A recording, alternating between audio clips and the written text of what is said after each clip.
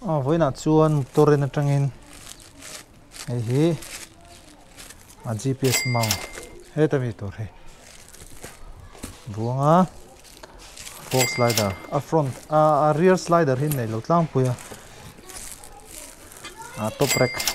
bo don ani mai khui hi no te se ka yang khai da one all some ta hen kan chana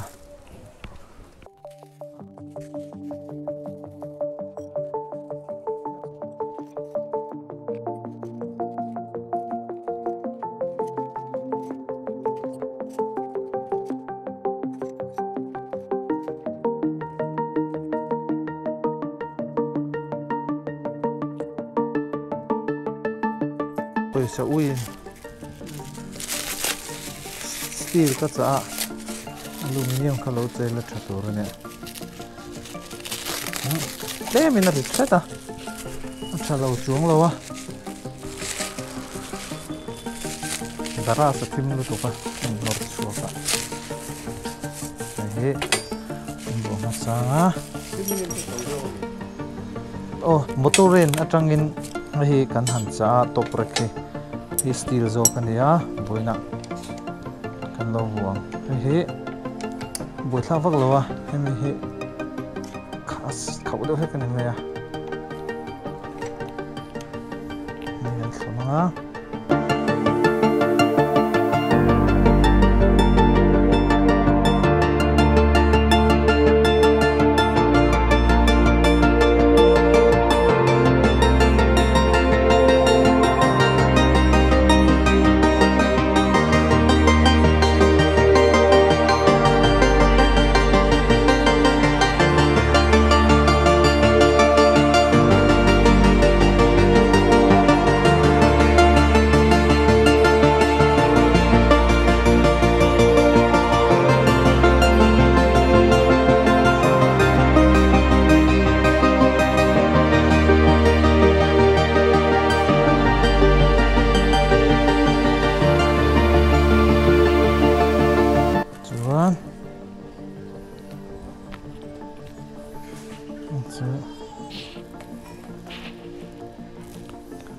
Dona ini kan hong le kata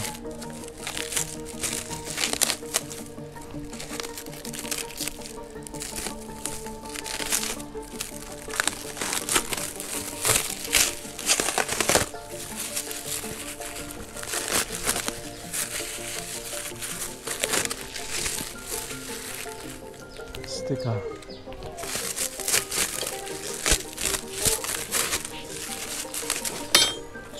gasket rokannya udah kepilah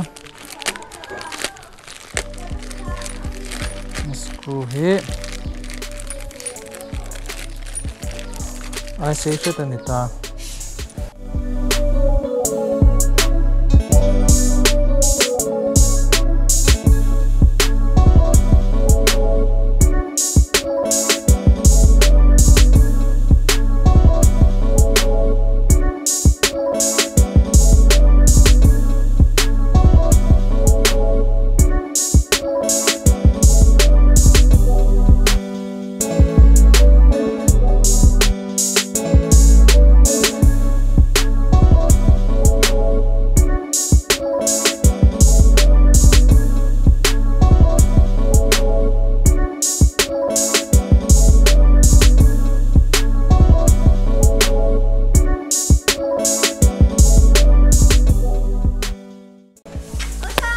Joseph lo buồn lúc tệ ta hiên lên.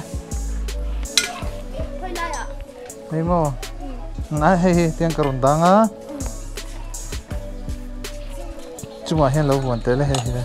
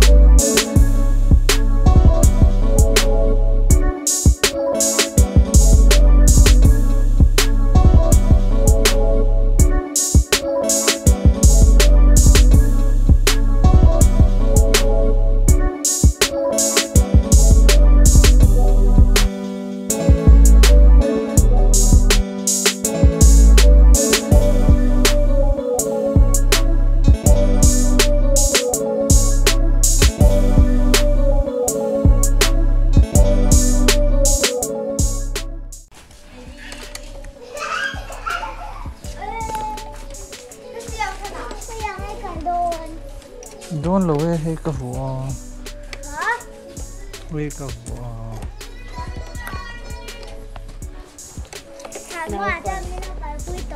Now first.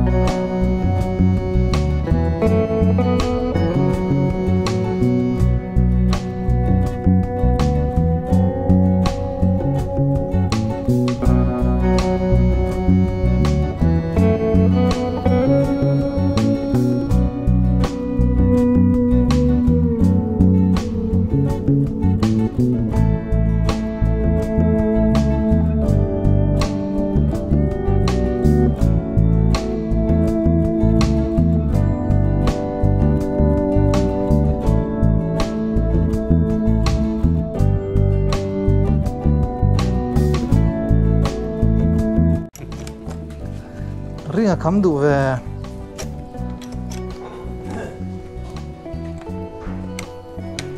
hey Joseph ania kan thenom tlong wal ni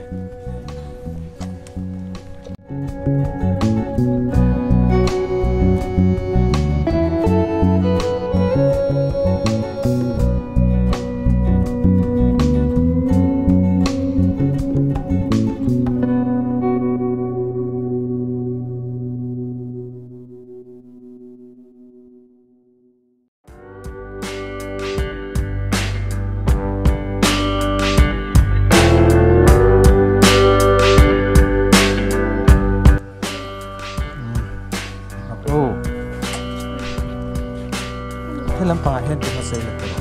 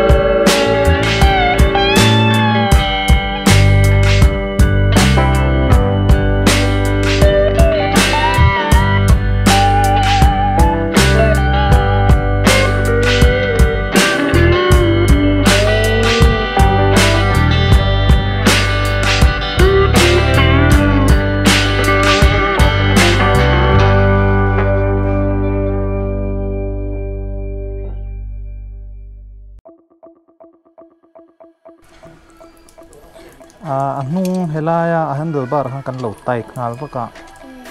lo tai ma lo tur ania oi input na ria wa angle kha kale tao alo in min lu tuk lo wa je chu a nge ve ve duang to kai pon nuak chuan a dit lo tin chu nia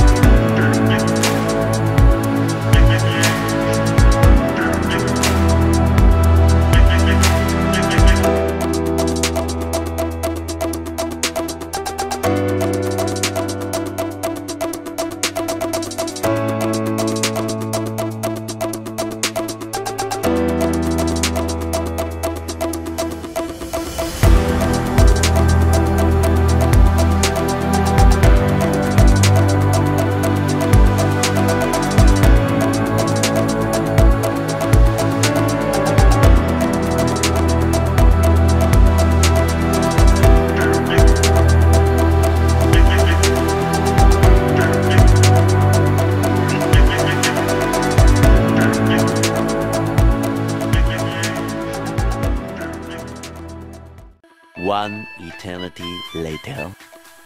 Hey, a finished product chu ni chalong khop mai